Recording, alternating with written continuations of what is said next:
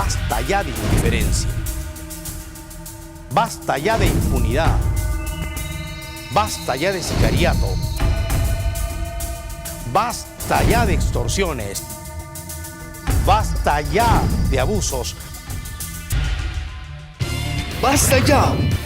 Somos Ciudadanos en Acción.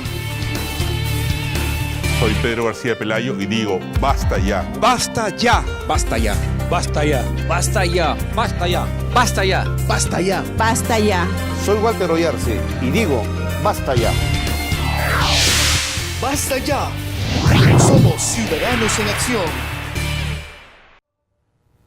Bienvenidos, soy el abogado César Martínez y están viendo a Ciudadanos en Acción. En estos tiempos donde campea la corrupción, los abusos, la delincuencia y la impunidad, y donde los jóvenes no se comprometen con nada y el Estado no cumple su rol de conducir nuestra convivencia social con seguridad y desarrollo, buscamos algunas explicaciones a esta crisis generalizada. Y encontramos que el problema fundamentalmente reside en cada una de las personas como individuos.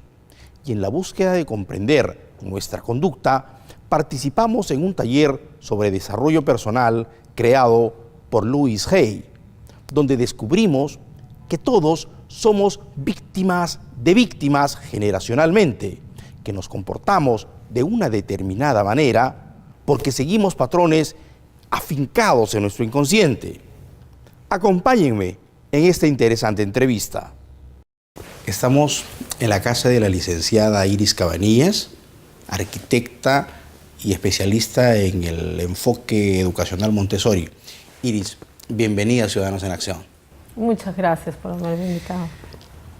Para comentarles que personalmente participé en unos talleres de Iris Cabanillas en búsqueda de solucionar algunos problemas personales y no puedo sino compartir con ustedes la experiencia y me he visto obligado gratamente a entrevistarla a Iris Cabanillas para que todos puedan compartir con nosotros. Iris, cuéntale a nuestros televidentes en qué consisten los talleres del método de Louise Hay. Bueno, a ver, Louise Hay es una norteamericana que hizo cambios fundamentales en su vida a través del amor de sí y a través del pensamiento positivo. Entonces, los talleres están enfocados fundamentalmente a eso, ¿no? Es a darle el reconocimiento a cada una de las personas desde su rol de ser valiosas y maravillosas. Entonces, cada ser humano es único y tiene que reconocer ese poder dentro de sí. Lamentablemente, la crianza o situaciones diversas en la vida le han hecho pensar que no tiene ese valor. Y eso se convierte en una limitante a largo plazo, ¿no? ¿Cómo construimos, Iris, nuestra personalidad, nuestros engramas, nuestras creencias? ¿En qué edad? En los primeros 5 años. Bueno, en algún momento se dijo que se formaban desde el vientre de la mamá, pero ahora ya sabemos que es incluso antes. ¿Por qué? Porque en el ADN que nos dio mamá y que nos dio papá, en estas 2 células que se juntaron, allí ya había toda una información, no solamente una información biológica de color de ojos o de color de piel, ¿no? O a veces hasta un poco de repente de temperamento, personalidad, sino una historia también, ¿no? De generación en generación. Y nuestras creencias especialmente se han formado con todo aquello que pensaba mamá y papá cuando incluso ni siquiera nos habían concebido, porque tenían un momento de su vida tan especial y en ese momento comenzamos a existir nosotros. Y luego, cuando ya hemos salido de la barriga de la mamá, pues ha habido todo un conjunto de formas de crianza, de mensajes, de ideas, ¿no? De información que hemos recibido que nos ha hecho creer lo que ahora creemos. Lo positivo y lo negativo. Y esas creencias es las que determinan y se asientan en nuestro inconsciente? Sí, claro, claro. O sea, nosotros tenemos, bueno, al menos dicen que entre un máximo 10% es consciente, ¿no? Es aquello que nosotros podemos reconocer, como decir, yo sé que tengo que ser una buena mamá. Tengo 3 hijos y tengo que ser una buena mamá, ¿no? Y mis hijos tienen que salir seres buenos y a ayudar a la sociedad. Eso yo lo sé con mi consciente. Pero en mi inconsciente puede ser que tenga algunas trabas y no lo puedo hacer. Y me frustre. O sea, yo conscientemente tengo el deseo de, pero no puedo materializar ese deseo de manera concreta. Así y es. eso se debe a temas que están en mi inconsciente. Están en el inconsciente, que son más o menos el 90%. Es como el iceberg, ¿no? O sea, el 10% es simplemente la punta exacto, y nuestro inconsciente sí. es la base que se encuentra bajo el agua. Sí. Iris, yo experimenté en este taller que las personas nos cuesta muchísimo asumir la responsabilidad de nuestras historias. Y sinceramente, los diversos ejercicios que tuvimos me ayudaron a identificar cosas que no sabía, que las creencias o que los efectos que se me habían generado en mí determinaban algunas características personales mías, donde yo soy una persona muy temperamental, muy determinada, muy firme, algunos pueden decir hasta un poco autoritaria, y pensaban pues que mis características personales habían sido determinadas por un temperamento muy fuerte. Y lo que logré identificar, y no me avergüenza porque tengo que asumirlo, es que era una vida que había tenido muchos elementos de construcción del miedo. Del miedo al éxito, del miedo a la equivocación, del miedo a no ser tan brillante como mi madre, del miedo a no poder responder a las expectativas de Dios respecto de mí, de no ser un buen padre, de no tener el suficiente tiempo para mi familia, y realmente el miedo que en cada momento se iba presentando, y sinceramente hoy estoy decidido en asumir de manera convencida de que tengo todo dentro de mí para poder ser feliz. Cuéntanos, ¿cuántos años estás trabajando este método de Louise Hay y qué experiencias has podido tú encontrar con las diversas personas que han participado en el taller? Bueno, primero tendría que decirte que no eres el único que expresas, lo que estás expresando no eres el único, me tendría que incluir yo también y mucha gente más. ¿Cómo fue la historia de Iris Cabanillas y cómo ingresó a este interesante mundo? Sí, claro, mira, yo recibí una vez un CD de Louise Hay, curiosamente de un sacerdote, ¿no? Y después te voy a explicar por qué digo curiosamente, pero bueno, lo recibí y me pareció interesante porque ella hablaba cómo había tenido el poder para curarse del cáncer. Entonces yo, a persona que veía, como tengo mucha relación con las personas porque tengo la institución educativa y también además trabajo en un centro catequético, entonces tengo mucha gente alrededor, comencé a obsequiarles el CD, pero yo nunca lo había escuchado, solo leí el folleto. Y un día compré uno de sus libros y lo leí. Entonces comencé a darme cuenta de algo que es muy importante, ¿no? Yo trabajaba con diferentes talleres, con todos los talleres que son para mí los mejores que hay a nivel de talleres de padres, que son los talleres de los Queen. Y ellos son irlandeses y han hecho Ennio Leonardi, el sacerdote del que te hablo, hizo las traducciones todas del inglés al castellano. Y entonces yo veía el esfuerzo que hacían las personas por participar de los talleres, yo misma por hacer los cambios, pero había algo que trababa en algún momento, ¿no? O sea, había voluntad, había deseo, pero había algo que no te llegaba dejaba... el cambio total. Exacto, ir más allá, ¿no? Entonces, la casuística, porque te dice que conozco muchas personas, entonces me hacía pensar, oye, ¿qué pasa acá? O sea, alguien quiere el cambio, alguien lo desea, está dispuesto, ocupa su tiempo, viene, pero no puede dar el paso, ¿no? Y allí fue que comencé a interesarme en Louise Hay. Y la verdad, me encantó leerla, porque lo que descubrí fue que no estaba fuera el poder, sino estaba dentro de mí.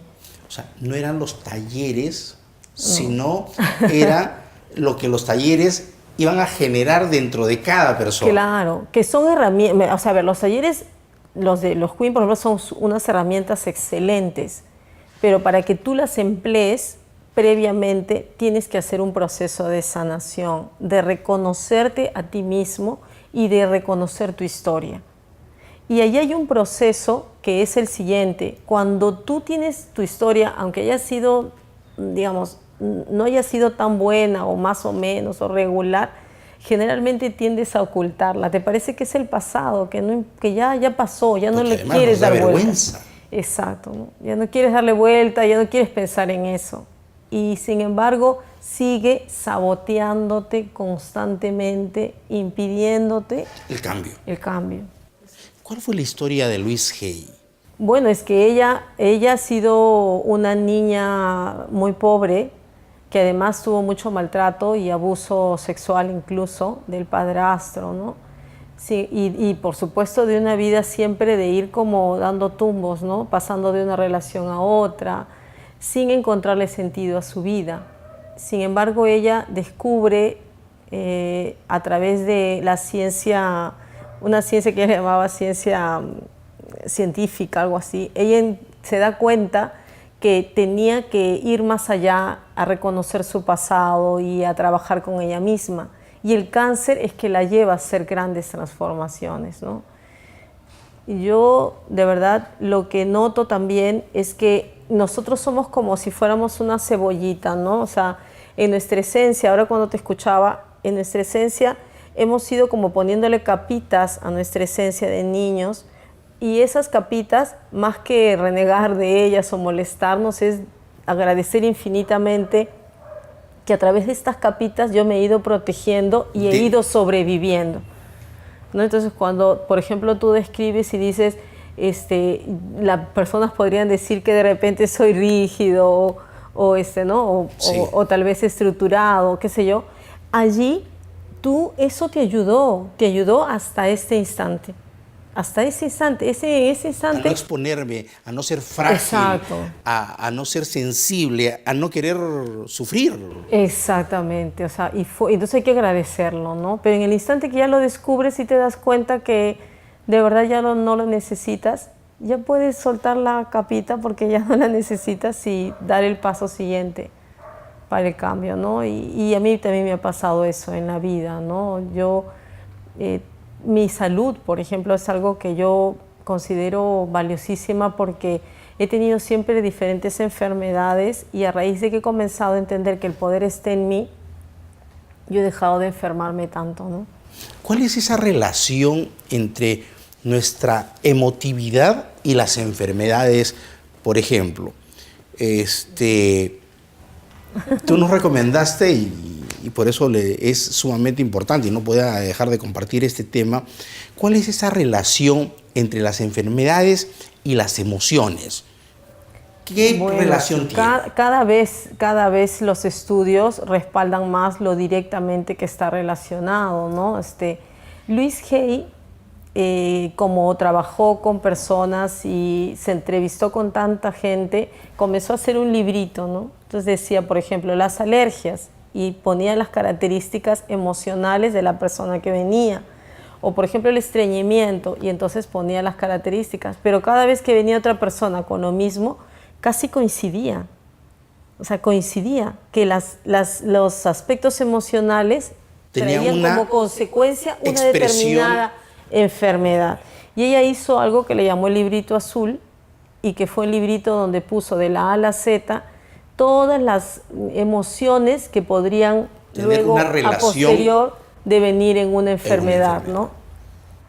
Y ahora de eso hay un crecimiento, o sea, hay diccionarios sobre eso, ¿no? Para poder reconocer rápidamente Y amigos, justamente aprovechando este comentario de Iris respecto, existe realmente, y yo he revisado en este diccionario de enfermedades emocionales, revísela y van a darse una sorpresa tremenda al identificar la relación que existe entre sus dolencias, sus enfermedades y sus emociones.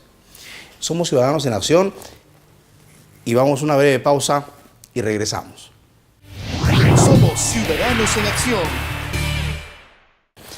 Iris, nos agradaría que nos comentes qué cosa es el método Montessori, cuál es su dinámica, cuál es su lógica.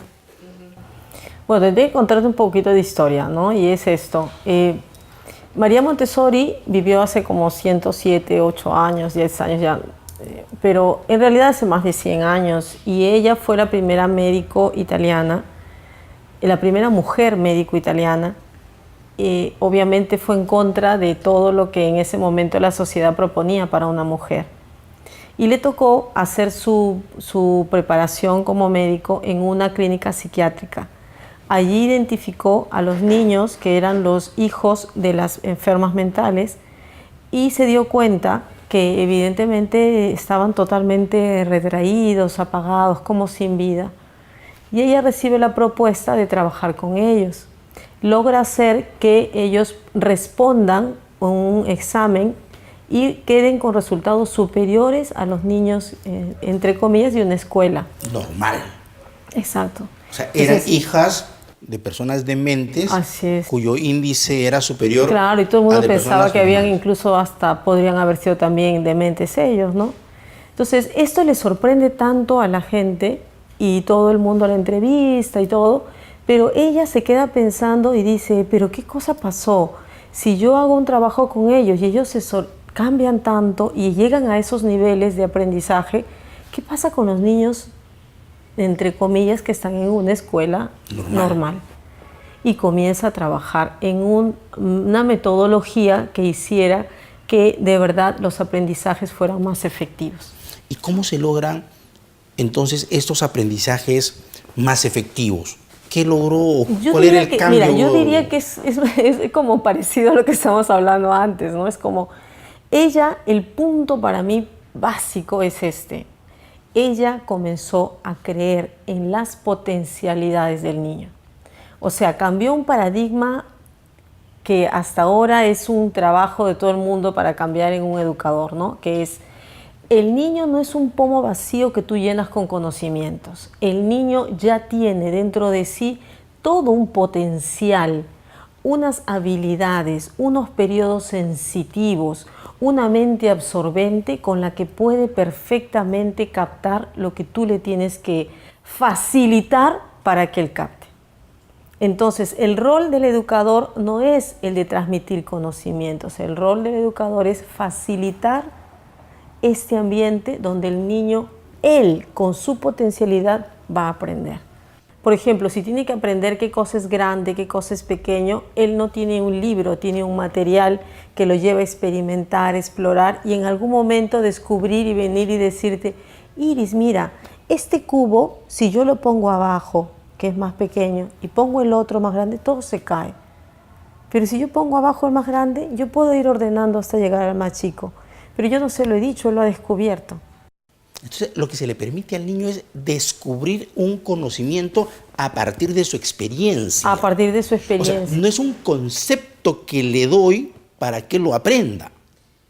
En estos niveles de inicial es así, ¿no? En estos niveles de inicial él tiene que experimentar y tener todas estas nociones para que en el futuro, cuando él aprenda aritmética o aprenda geometría, igual tenga material concreto, pero ya todos esos conceptos no sean solamente una cuestión memorística, sino de haber sido un proceso en el cerebro. Y la recordación sea prácticamente automática. Sí, y así aprenden todo. Y lo aprenden mucho más fácil, mucho más rápido. Claro, y se o les sea, olvida. Mira, lo aprenden de manera natural. Y lo que yo experimento en el nido, y ustedes pueden ir a verificarlo cuando quieran, porque los papás cuando llegan siempre dicen, ¿no? O sea, yo no entiendo cómo aquí hay silencio, pero no es un silencio de que están callados porque La los profesora obligan, lo dice.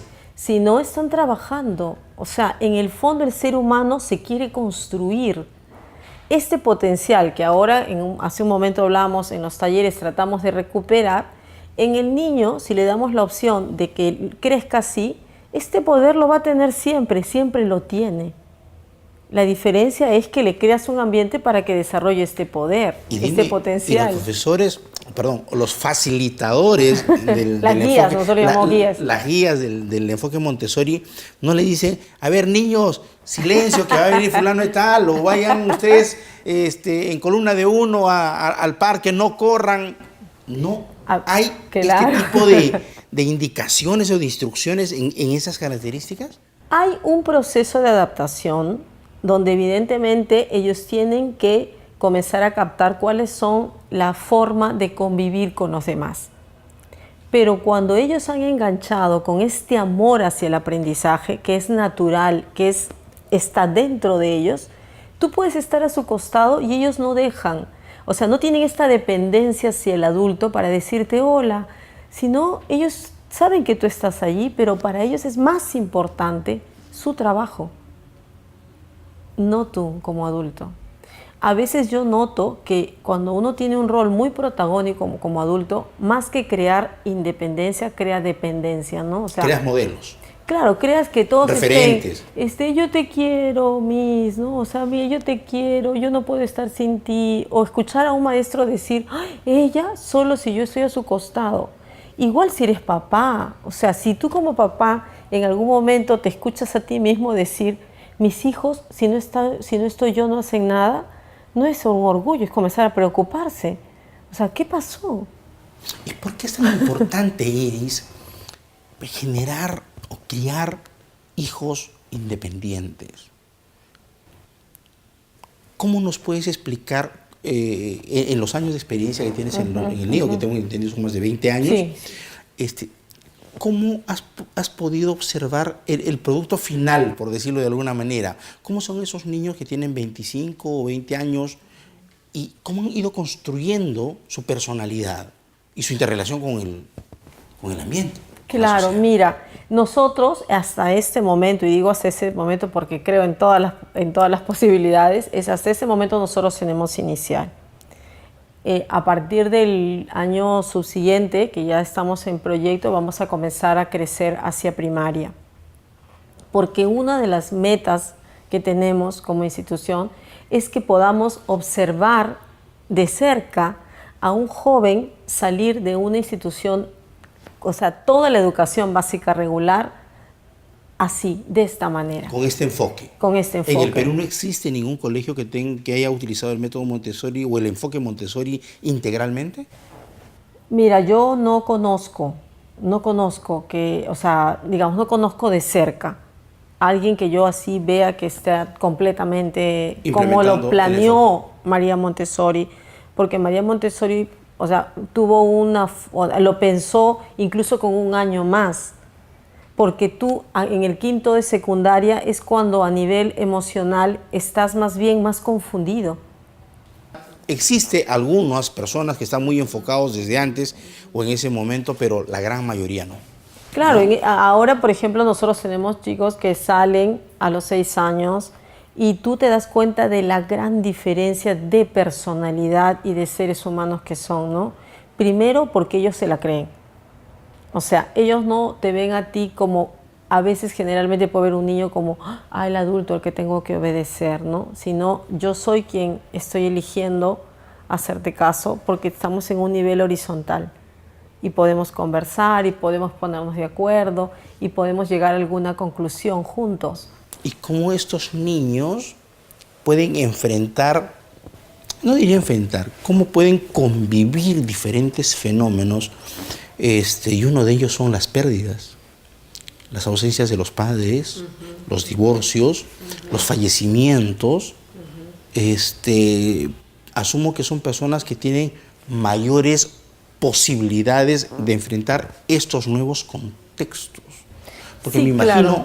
a un niño donde la profesora o donde su padre o su madre son elementos vitales en su vida, su ausencia debe ser pues, catastrófica en su historia Claro, y en su mira, formación. claro, nuestro proyecto educativo tiene como misión el hacer de que las familias se involucren, pero no solamente se involucren porque, no sé, pues están 2 o 3 veces con nosotros. Nosotros todos estos talleres que hacemos los creamos para la familia. Y siempre cuando alguien viene al nido, siempre les decimos, el día que tú salgas de aquí, no solamente tu niño va a aprender a leer y escribir, tu familia va a ser absolutamente diferente. Porque es todo un trabajo en conjunto, es un trabajo de familia. Entonces, el enfoque Montessori no solamente involucra a los niños, sino involucra a sus familias. A sus familias, sí. Y es un acompañamiento permanente, es un nivel totalmente horizontal, no hay jerarquías. Entonces todos nos tratamos por igual porque todos estamos en proceso de crecer. Y así de verdad unos funciona. antes y otros después por una diferencia de edad Así solamente. así es, sí. Iris, te agradezco infinitamente habernos aceptado en tu casa. He podido compartir con los amigos de Ciudadanos en Acción esta posibilidad que toda persona tiene de hacerse cargo de su vida, de asumir que somos los únicos responsables de nuestros éxitos y de nuestros, no fracasos, sino simplemente de nuestros cambios. Y en ese contexto, agradecidos infinitamente tu participación y estaremos siempre al pendiente y con el afán de poder difundir tus talleres y cualquier actividad que pueda mejorar la conducta, las emociones y el crecimiento personal de todos. Quienes quieran contactar a Iris, estamos poniendo en el cintillo el correo electrónico donde pueden contactarlo. Es una experiencia que les recomiendo personalmente, es muy buena. Iris, si deseas algunas palabras para el programa. Yo solo decirles de que hay que creer en este poder tan maravilloso que Dios o quien querramos creer que fue nuestro creador nos dio, ¿no? Y este poder es para tener todas las posibilidades en nuestra salud, en nuestras relaciones, en la vivienda en la que queremos vivir, en los hijos que queremos tener, en los proyectos que queramos realizar. De verdad, el poder lo tenemos nosotros. Nosotros decidimos qué futuro vamos a crearnos. Nadie nos tiene por qué decir qué cosa vamos a pensar. Iris, nuevamente, muchísimas gracias. Regresamos con la parte final del programa. Somos Ciudadanos en Acción.